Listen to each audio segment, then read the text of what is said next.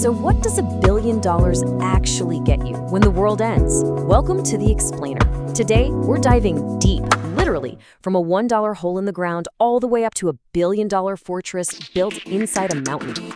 Let's find out what that money buys. Okay, so let's start at the absolute bottom of the barrel. A $1 bunker. No, seriously, you heard me right. $1 single dollar. And then, we're gonna jump all the way to the other end of the spectrum. A $1 billion military command center hidden deep inside a mountain. So, what's the difference? I mean, what really separates a $1 bunker from a $1 million one? Let's get into it.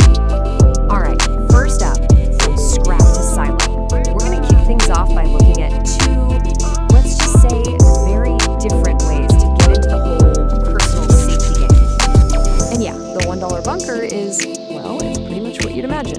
It's just a damp, rusty shipping container that's already bending under the weight of the dirt. Honestly, it looks less like a shelter and more like a death trap. Okay, but look at the jump you get for $1 million. It is absolutely staggering. You literally go from what is basically a coffin to a command center that used to hold a real live nuclear missile. That is a serious upgrade. And get this, the place is completely transformed. It's not just a military relic anymore. It's a full-on fortified house. I'm talking a full kitchen, entertainment area, and here's the kicker, a secret club for parties, 5 stories underground. So yeah, it's survival, but apparently with a guest list. Alright, so maybe a repurposed missile silo isn't your style. What if you want something a little more, custom? Let's take a look at what happens when a DIY approach meets a multi-million-dollar budget.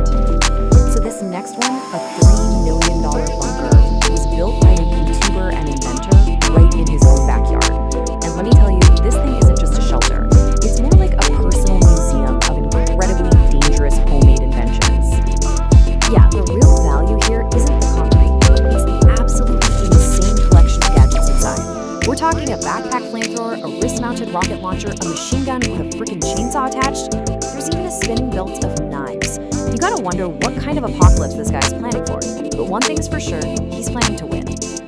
And this quote just says it all, doesn't it? This would be the worst bunker in the world to rob. I mean, yeah. The philosophy here is pretty clear.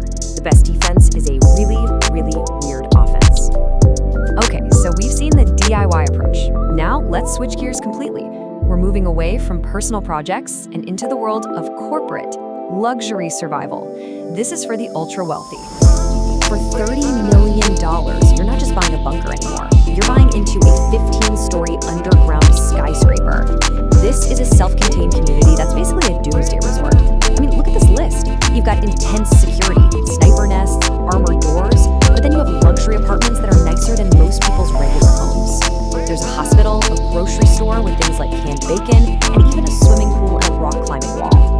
It's pretty clear the goal here isn't just to survive, it's to make sure the apocalypse doesn't mess with your 5-star lifestyle. But let's raise the stakes.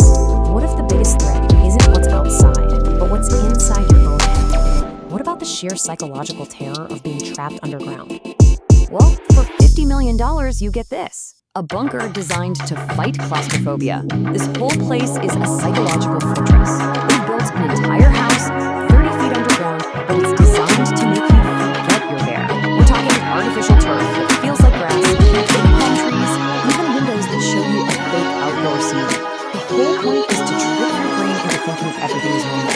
It's not just about surviving, it's about preserving your sanity. Of course, there's always a catch.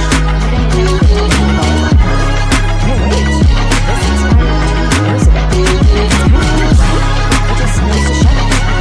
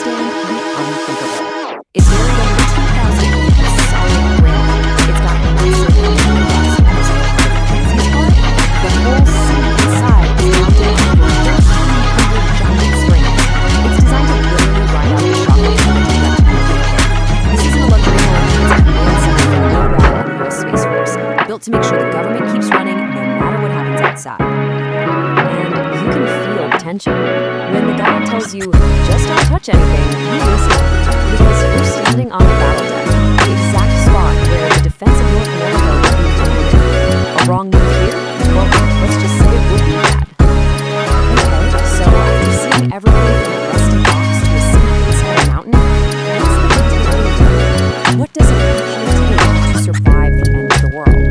Well, if you look at how it all breaks down, it becomes pretty clear. The whole idea of survival just completely changes as the price goes up. For $1, you get a false sense of security. At $3 million, it's all about eccentric self-defense. Then you hit the tens of millions, and it's about luxury living and psychological comfort. But at $1 billion, it's not even about you surviving anymore. It's about ensuring the continuity of government. So that's the real question, isn't it? When your basic survival is pretty much guaranteed, what becomes the real luxury? It's not just about breathing. It's about walking the world you want to live after the dust settles. Whether that means having artificial sunlight to keep you safe, or having a seat at the table to command what's left. With every zero you add to the price tag, the answer gets bigger. And that's it for this explainer.